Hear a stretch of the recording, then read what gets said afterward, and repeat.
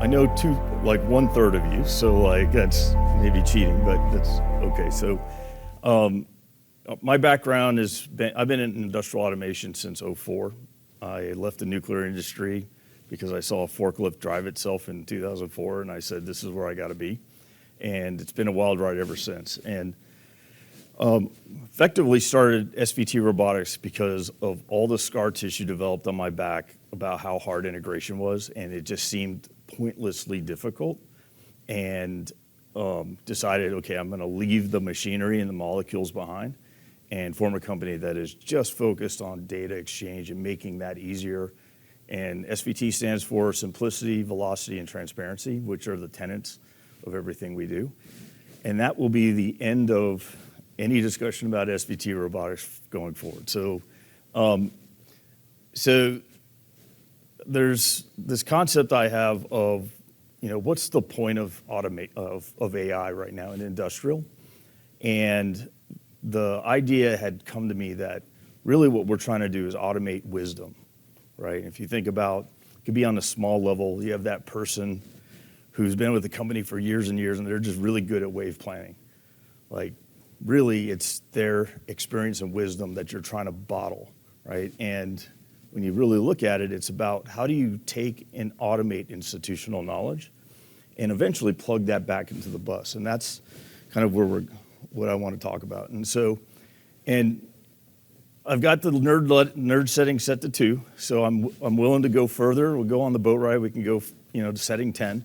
But this is really about strategy, in my opinion, because that really starts there. And there's this effect that it's not many people know what this is. It's biathlon effect. How many of you know what the biathlon is in the Olympics? All right, so for those of you who don't, it's skiing and shooting, which are obvious pairings. Like, I don't know why they don't have fencing and ice dancing together, because that would be as logical, but like, it's an interesting sport where you shoot at targets. If you hit the target, once you hit the target, you ski to the next set of targets. If you miss targets, you have to ski further, which makes you more tired, makes it harder to shoot, and you got to ski further, and so on and so forth. Well, companies suffer from this as well. So if you think about, you have a problem, you have to work harder. That is the best condition that you can hope for, because usually in companies, someone else screws up, and then you ski further as a result. And even worse is when you don't know that person.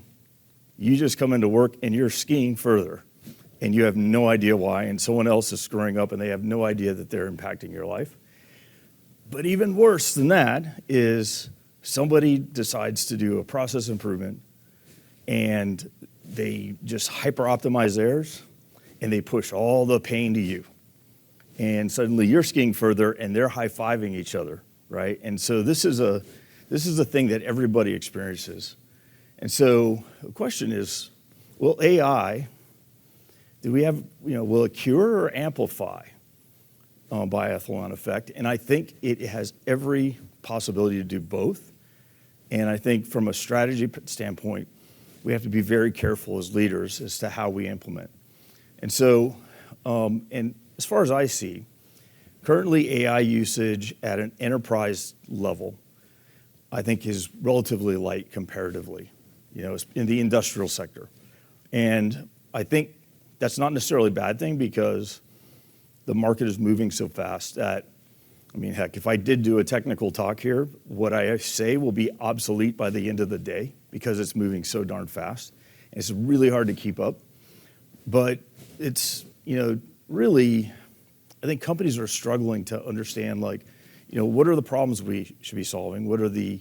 What's keeping us from solving them? But then also, what's the risk? Is there downside? And some of this would be biathlon effect. And, this is actually a slide from 2012 that I briefed MHI, and I decided to pull it and dust it off. And the topic of the presentation was big data. Seems pretty quaint now, but and it's back when you had to tell people what cloud was, right? So this is a long time ago. But this whole concept of the data wisdom continuum is something I discussed, right? And so really you start with data, and everyone I think is sold on just dumping information into data lakes. And we just have these expansive data lakes, which have really turned into data landfills, which are basically data, it's like digital pollution, right? So most of that data is not used because it's just kind of dumped in there and it's hard to curate.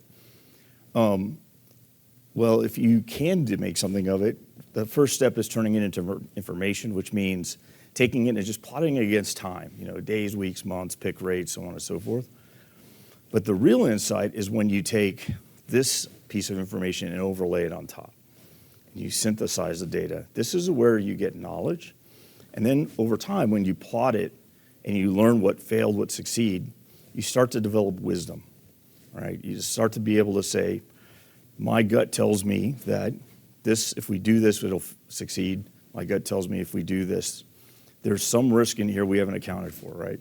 And then the final is decision making. And mostly decision making in analytics is done after the fact. It's done as a policy decision, but it's not done in real time. You're not pushing the decisions directly into enterprise production.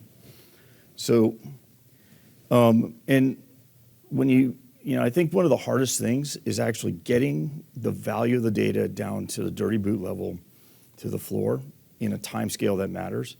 And, data is great, but nobody needs data. What they need is information. So this has to be transformed.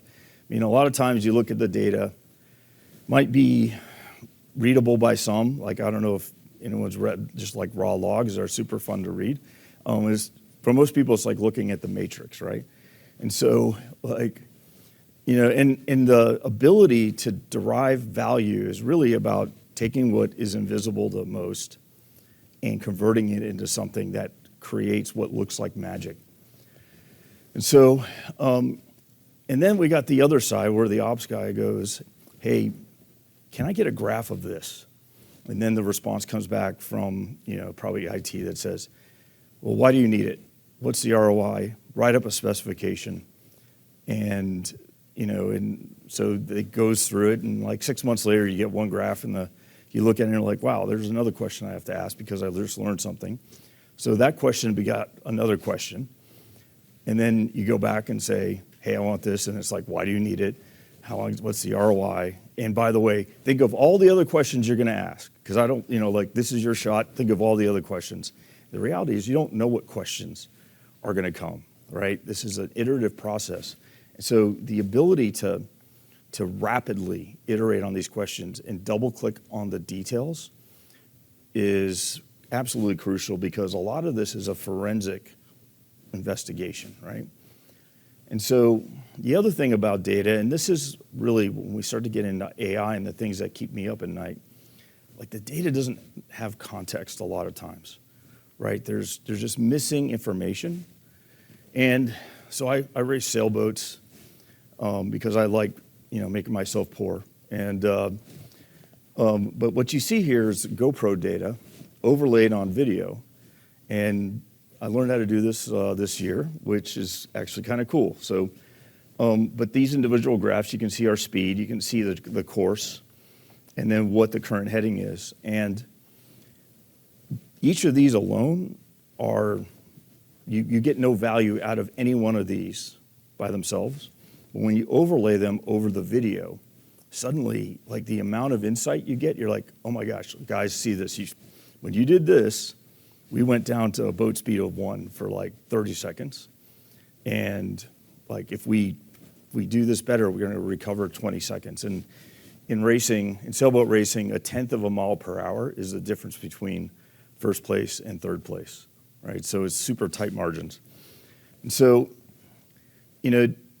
the other thing about AI is, especially like things like digital twins and some others, they're things that are cool in a trade show booth, but you're like, is it useful? Like, it's cool. Is it useful? I mean, I don't know what I would do with it. And a lot of times, is it useful also means, is it timely? Can I use it in a time scale that matters to me? Or is it me looking through the rearview mirror, looking through the rearview mirror with black paper over the windshield, right? So like, having this very high response time ability to look at information is critical. Now, by the way, this is very tough because production systems do not like to be hit by queries, especially ones that are like 100 millisecond response time, unlimited processing capacity, versus us who like, you know, we want to like have dinner with our kids and stuff, right? So like they are just tireless and they can go through endless permutations, where wisdom is a different thing. And so like the cautionary tale is AI might be smart, but is it wise enough to know that its answer is right? Because it will be confident in being wrong because it's based on its data that it's making decisions off of. And then even if you are wise, can you put it into action? Are you professorial? Is the information too late? Or can you actually insert the data and adjust algorithms on the fly in a production system so that the parameters that were right for today are different for tomorrow because Tuesday is our biggest day of the week, right? Now talking risk versus reward. I believe this is Pipeline, one of the most famous surfing, but it's an amazing wave, super clean. The water is also like 2 feet deep with like a coral reef underneath. So like he's not gonna have fun when he bounces off the bottom. So, and this is actually what we're, you know, us as executives have to really consider is, number one, if we don't embrace it, we're gonna be fossils. Like it's absolutely clear we're gonna be fossilized. So you can't not do anything. But then we don't really know what the monsters under the bed are right now. Like we just don't. And the thing is moving so fast that you really have to say, okay, what's my downside? And so we have to, you know, it's actually quite a difficult thing for us to deal with. And let's think about like what this means in terms of the biathlon effect. The smart thing to do is do small pilots, attack small processes, and optimize. And that could actually create that biathlon effect where we're just pushing costs around. Absolutely good. Or we could go super macro and try to like do the end-to-end optimization, you know, I have Sauron, one ring to rule them all kind of thing. But the risk of downside can be quite high. And so, you know, AI is just gonna say, well, I got all the data, quote unquote, and it's gonna make decisions super confidently, just like on ChatGPT when you ask it like a super broad question and you get, you know, well, ask the kids that are failing their term papers when they ask like a very broad question, like how the questions you ask are crucial. And the thing that is scary to me is like if you allow AI to roll, could you actually create a negative outcome at scale and have a financially disastrous outcome with AI very proud of itself? And I think it's wise for a lot of companies to be cautious right now.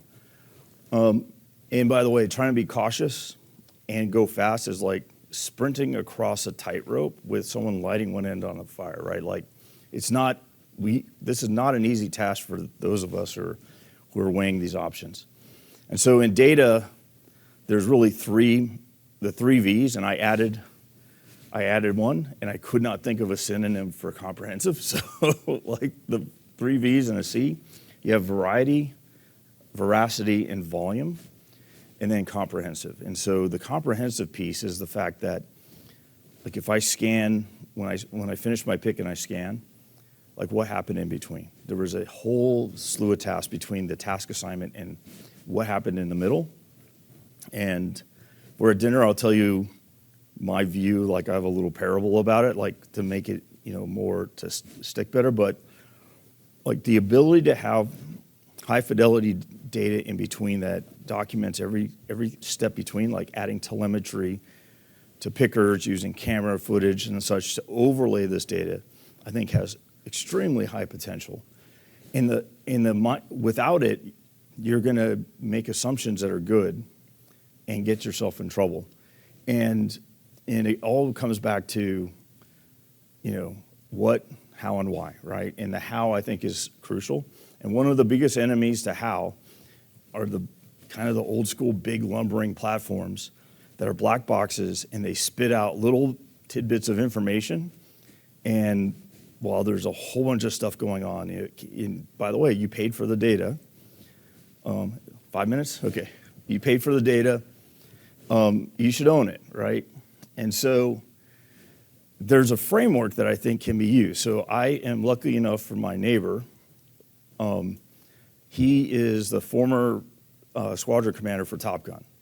So, and by the way, if you were to say, show me a picture of the person who should look like the person who, yeah, that's him. He's basically the poster child. But there's an interesting model called OODA loop, which is observe, orient, decide, act. It has a similar concepts in Lean Six Sigma and the like, but what it means is maintain situational awareness, head on a swivel. Once you see a threat, assess it, assess the various threats, decide which is the most important threat, orient on that, decide on your course of action, act, and then get to your situational awareness again. And so where do we think AI should be in the OODA loop right now? And so this is the opinion of some of my customers. It's also, lines up with my opinion, is that on the observe side, heck yeah, use that computational power for that. Orient, yes-ish. It can tell you the places where you should look, but you also, which one is the right one to go for? I think that starts to become a human decision, at least for now. Decide, that one gives me the EBGBs. And then act, act without control measures, that scares me. And, to me, this solving the bottom two is going to be one of the things that, as executives, we're going to have to wrestle with. And so, just, again, this is just strategy, and it's really, I've posed more questions to the group than answers, but to me, this is the thing that the companies who can adapt continuously, just nonstop, these are the companies that are going to win. And the companies that decide to go slow and not really make these questions a priority for their executive team, the gap is going to widen really quickly. So that's it. Any questions?